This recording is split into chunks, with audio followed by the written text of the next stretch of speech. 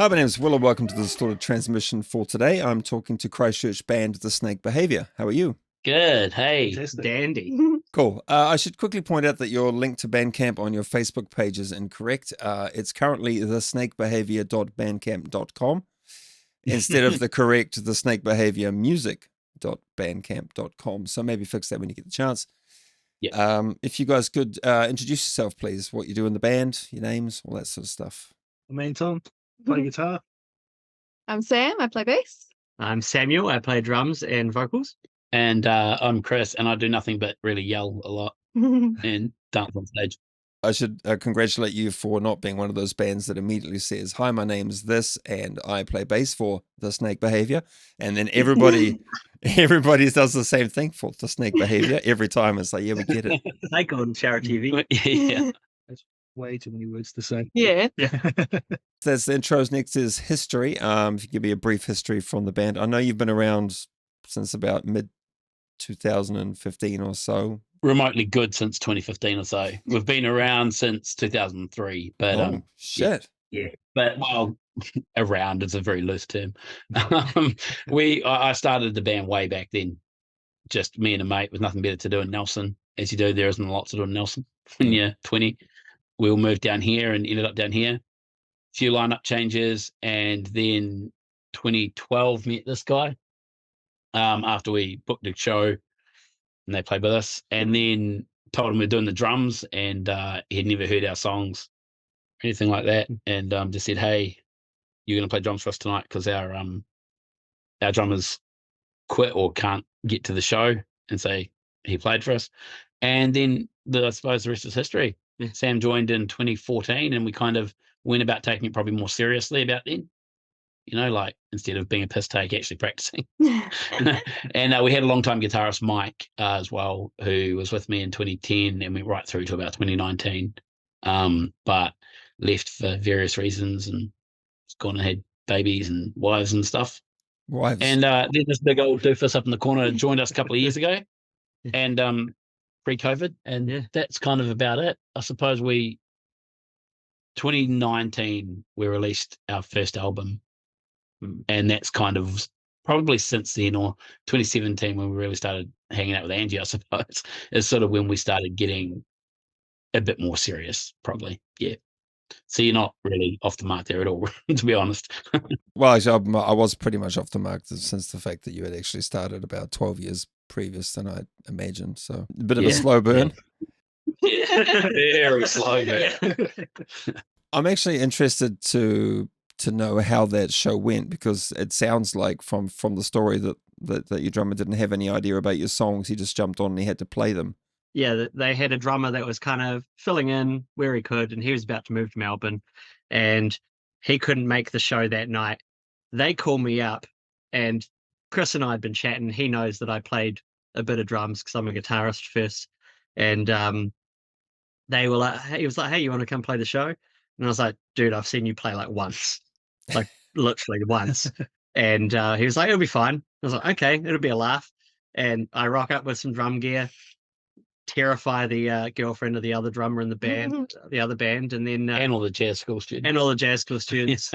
Smash the shit out of the drums, and this guy goes, "Hey, you want to join the band?" Like, perfect audition. That's all I need. And it was literally like, "Yeah, right." Okay. So you managed to pull the songs off, or was it a complete train wreck? I was a train wreck. I could literally hear like nothing for 30 minutes while we played, and I just smashed the shit out of drums, hope for the best. And that's pretty much all I do now. But I think we back then, like I kind of alluded to, we almost took pride in a train wreck. And the sound of the band was formed. Yeah. And we've been that way for 10 years. We found the new sound. It still are, yeah. Okay, so you got a bunch of tracks on Bandcamp, mostly singles, which will eventually envelop into the 10-track entitled Serpent Psychology in 2019. But you've got a new single out a few days ago called Project Failure, and I got to enjoy your extremely high-budget video today. Is that supposed to be a single from a larger piece of work to drop soon, or is it a standalone? So we're right in the middle of producing, making, or kind of completing, really, wrapping up our second album, Euthanize. Okay. And we as Serpent Psych probably got the name right was that was very inner, very about me. You know, the whole narcissistic, I'm the singer, make it about me.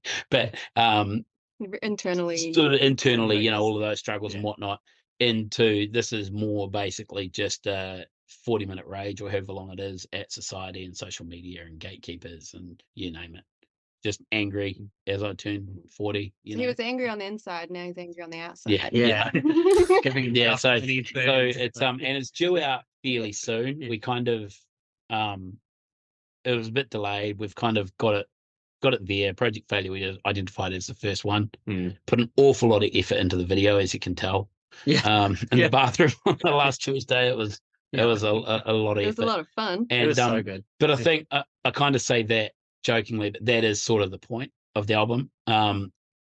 Serpent Sight was a little bit produced and all of that, which is all well and good. But back in 03 when we first started, it was meant to be kind of a Nirvana-ish kind of take on not necessarily the sound, but the way of doing stuff, right? Like The rawness. yeah, exactly. And how you sound on stage should be how you sound on record. And you play like you do in your shed to 50 people at a gig or 5,000 people, you know what I mean? Just that. And so it's kind of gone back to that intentionally.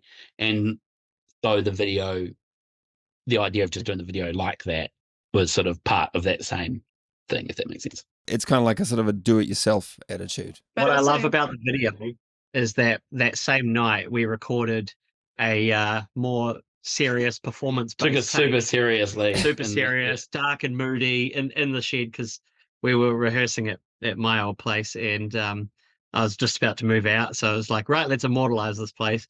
And we filmed that. And we're like, oh, yeah, that's kind of cool. Let's go into the house and see what shakes loose. Did that. That video was one take. We were like, let's Can you go with tell? that. And we Like, and we were like, 40 seconds of playing in like one take. Put the camera there and let's just do some. yeah, throw a toy guitar at you on the bog and away we go. happens. Yeah. So yeah. There was only one thing I thought was missing, is the fact that you didn't have your pants down on the toilet. That would have been. Oh, he slight- did know. Oh, did- He did. Oh, you did. With the newer album that will be coming out shortly, Youth and I, spelled with a Y like youth. We've recorded that one live rather than the previous album, which as Chris mentioned is more kind of like produced sounding. That was kind of track by track. So we really wanted to capture our live sound, hence we did it this way for the newer album, just by recording it live. Mostly live, we should Yeah. say. Oh, I did the vocals I mean, the vocals separately, were but after. yeah. Yeah. That's usually the sort of standard way that you record live. I mean, even the Beatles did that. They just overdub the bits and pieces at the end. Yeah. Yeah, exactly. Yeah. So I think the whole thing is really to catch that essence again of like Yeah. what we sound like and like take away the shit and just have fun. And this is actually what we sound like, you know? Yeah. I saw you back on Angie's The Gun Room Sessions back in 2017, as I was the video editor at the time, and I must have seen your particular interview about 50 times while I was editing it. I guess the band has progressed somewhat since then, or has the band's vision sort of remained much the same since back in the day? I don't know if the vision has necessarily progressed. It's probably adapted, but we've definitely progressed as a Yeah. band. And in terms of, like I mentioned before, taking it more seriously. We've had a few headline shows, that kind of thing, you know, actually going from feeling like you need to belong to just being like, okay, I've played these so many times, I've played these bands, we can, you know, do this, probably in that sort of way. And then as a result of that, the music is then kind of, because you feel more confident, you take more risks, right? As in doing it live, for instance. So you go, you know, there's people know us now. Let's give them something different. Let's do that. So, but for me, the vision has always been about, like, it's kind of a form of catharsis, but I've got a lot of messages, you know, it's always been about that for me and trying to do something good in the music community, but the wider community. I know it sounds flowery and BS, but it's kind of always been the foundation.